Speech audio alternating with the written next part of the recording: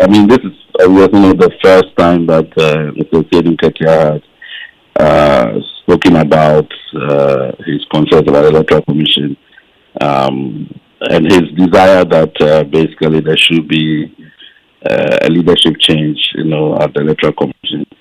But I think Mr. Asiedu Nketia is a very experienced politician. I've seen many elections.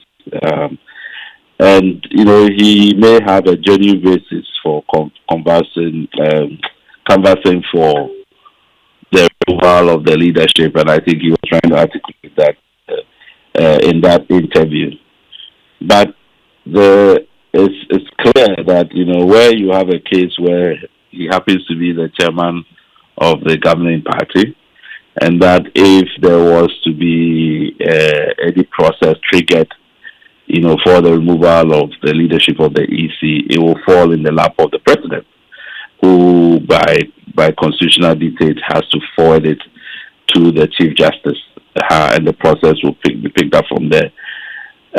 Once that you get these kinds of statements from somebody high up in the party like him, it would definitely impact on public perceptions about political bias or political interest in sort of pushing out the leadership.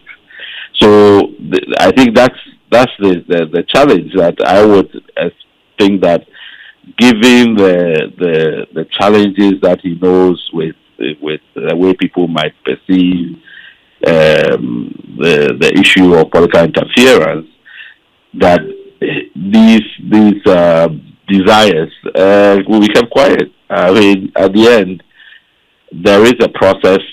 If anybody, and remember, he's also a citizen of Ghana, if anybody felt that the leadership of the Electoral Commission has not performed their responsibilities, that they need to leave, there is a process for doing that.